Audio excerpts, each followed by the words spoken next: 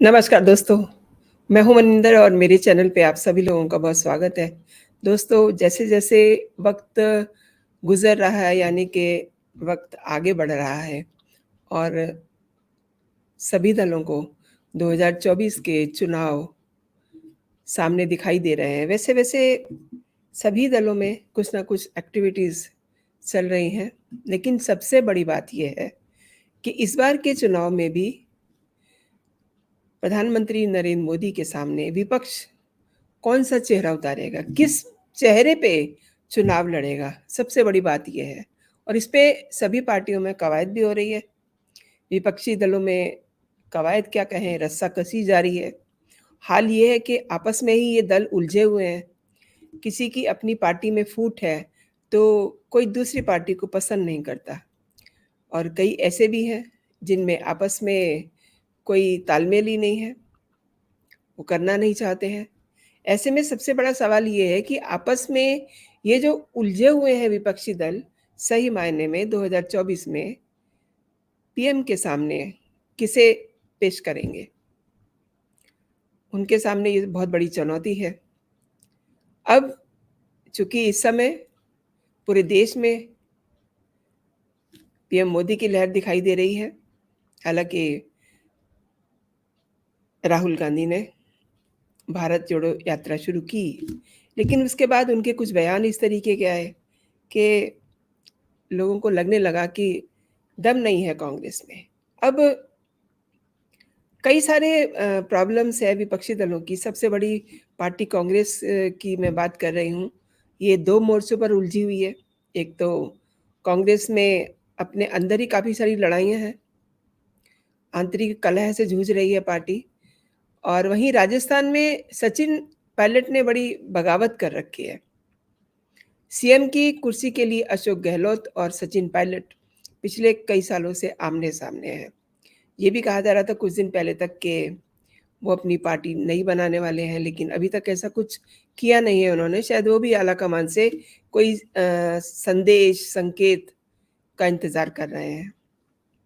इसके अलावा कांग्रेस विपक्षी दलों के गठबंधन में कम से कम 3 पार्टियों पे बिल्कुल भरोसा नहीं कर पा रही है।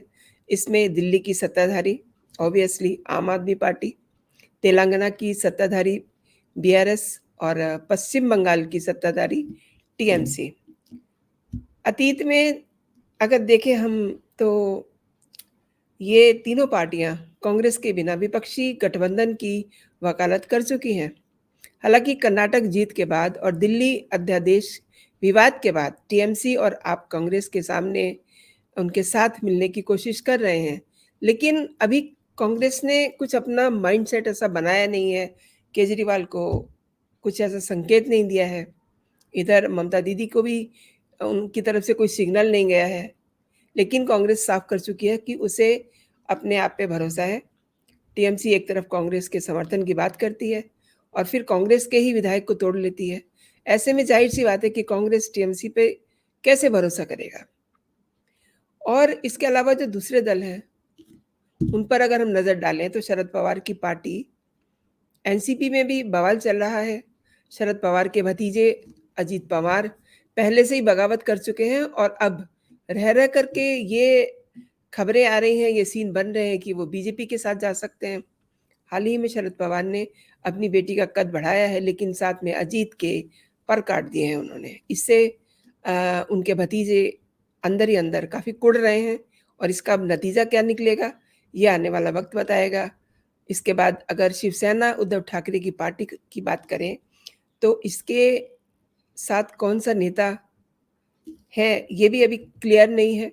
कब टूटकर एकनाथ शिंदे के साथ चला जाए कोई-सा इनका नेता, ये भी कुछ पता नहीं है। यूपी में समाजवादी पार्टी कभी कांग्रेस के साथ आती दिखती है, तो कभी अखिलेश यादव, ममता बनर्जी के रास्ते पे चलने की कोशिश करते हैं।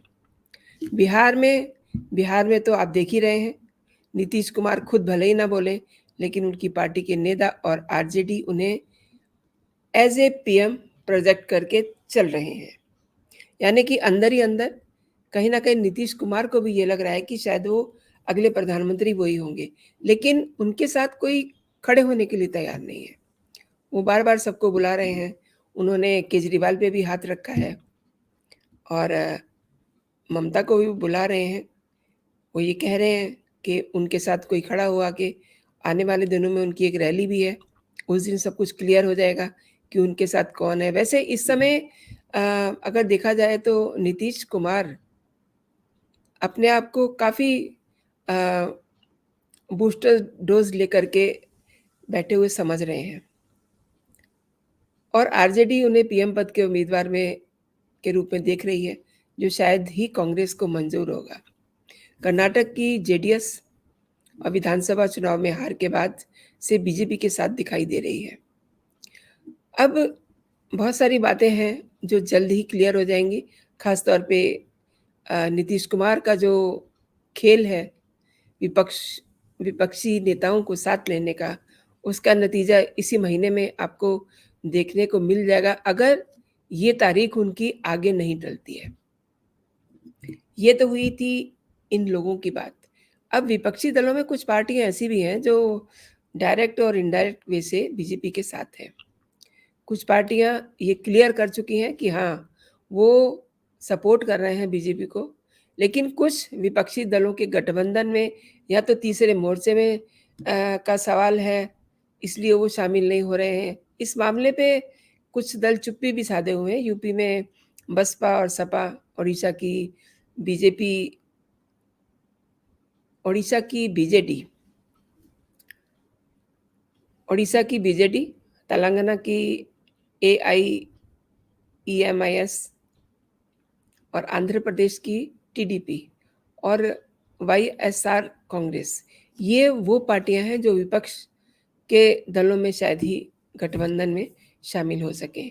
ये अपनी ढपली हमेशा अलग से बचाती रहती हैं, हमेशा ओवैसी अपनी बात करते रहते हैं और आंध्र प्रदेश की टीडीपी, इनके भी अलग आलाप आप बजते हुए देखते रहते हैं और वहीं ओडिशा की बीजेडी। ये पार्टियाँ कुछ ऐसी पार्टियाँ हैं जो विपक्षी दल के गठबंधन में शायद ही शामिल हो। तो दोस्तों, कुछ और दिन जाने दीजिए तो ये पता चल जाएगा कि कौन विपक्षी चेहरा होगा और किसको विपक्ष ये चाहता है कि वो प्रधानमंत्री की जगह को रिप्लेस करे।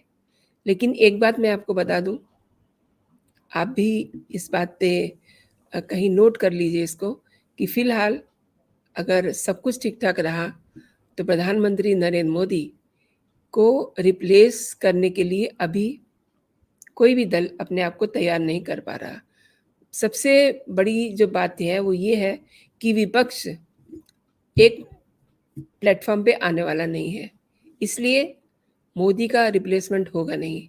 बाकी आप समझ सकते हैं कि कौन-सी पार्टी में कितना दल है, कितना दम है, क्योंकि अगर विपक्ष एकजुट होता है, तब थोड़ी बहुत संभावना बनती है कि वो बीजेपी को कहीं-कहीं डेंट दे सकें।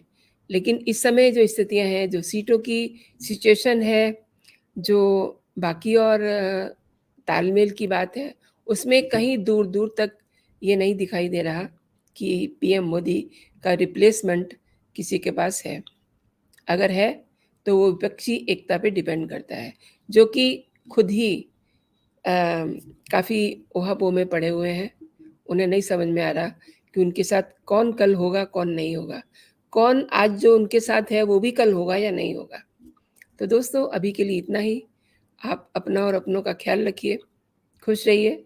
आपने ये मेरा वीडियो देखा है, आपको कैसा लगा मुझे ज़रूर बताइएगा। एक और बात, जो दर्शक पहली बार मुझे देख रहे हैं, मेरे चैनल पे पहली बार आए हैं, वो मेरे चैनल को सब्सक्राइब ज़रूर कर लें, ताकि जो भी लेटेस्ट कंटेंट हो, वो आप तक सबसे पहले पहुँचे।